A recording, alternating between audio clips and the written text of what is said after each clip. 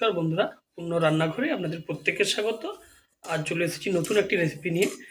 ফুলকপি, পেঁয়াজ কলি, আলু আর মটরশুঁটি দিয়ে আমরা একটা ভাজা মতো সবজিগুলোকে ভাজা সবজি বানাবো। কেমনভাবে এই রেসিপিটি বানাচ্ছি আপনারা সম্পূর্ণ ভিডিওটা দেখতে থাকুন।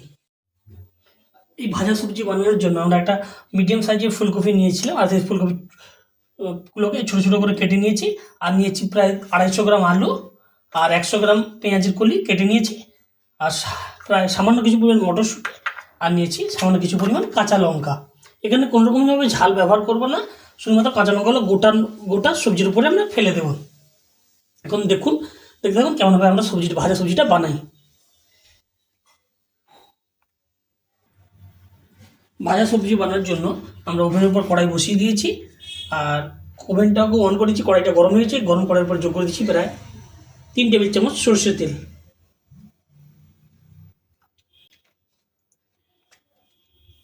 সরষের তেল যোগ করে দিয়েছি। এখন এর উপরে আমরা ফোড়নে যোগ করছি তেজপাত, শুকনো লঙ্কা, আর যোগ করব প্রায় 1 চা চামচ পরিমাণ গোটা জিরে। শুকনো লঙ্কা আর গোটা জিরে যোগ করেছি, এটা আমরা ভালোভাবে খুন্তি দিয়ে নাড়িয়ে নেব। এখন আমরা কড়াইয়ের উপরে যোগ করে দেবো প্রথমে আমরা যোগ করবো কেটে রাখা ফুলকপির টুকরোগুলো।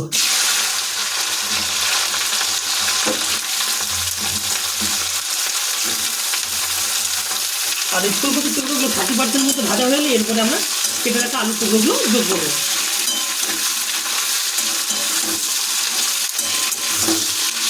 ছেড়ে দেবো।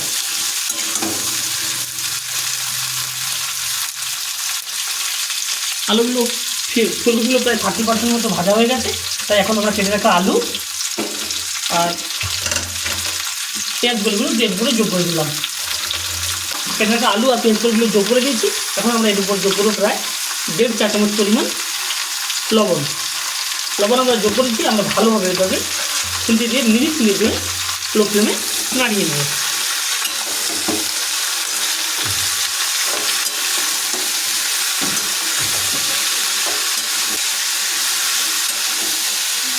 এখন আমরা এর উপর যোগ করবো প্রায় 1/2 চা চামচ হলুদ গুঁড়ো।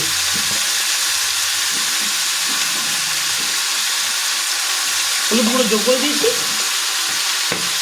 তাই থেকে আমরা আবার খুন্তি দিয়ে কিছুটা নাড়িয়ে নেব।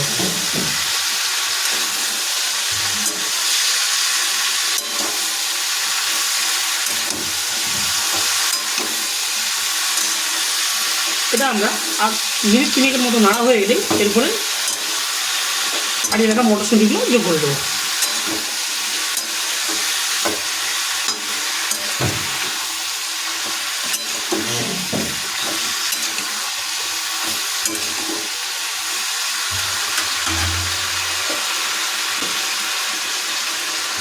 আলু আর পেঁয়াজগুলো যোগ করার পর 3 মিনিট ধরে আমরা ভালোভাবে নাড়িয়ে নিচ্ছি। এখন এরপরে আমরা ছাড়িয়ে রাখা মটরশুঁটিগুলো যোগ করে দিলাম, আর এরপরে আমরা 3টে কাঁচা লঙ্কাকে ভেঙে এইভাবে যোগ করে দিচ্ছি।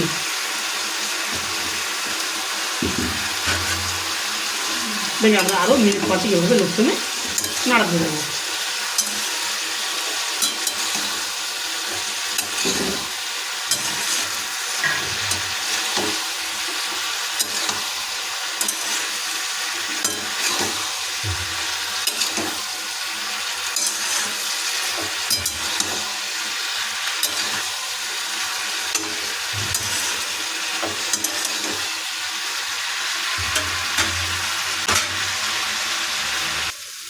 আমাদের ভাজা সবজিটা সম্পূর্ণভাবে হয়ে গেছে, আর আপনারা দেখতে পেলেন কেমনভাবে আমরা এই শীতকালের ফুলকপি, পেঁয়াজ কলি, মটরশুঁটি আর আলু দিয়ে ভাজা সবজিটা বানালাম।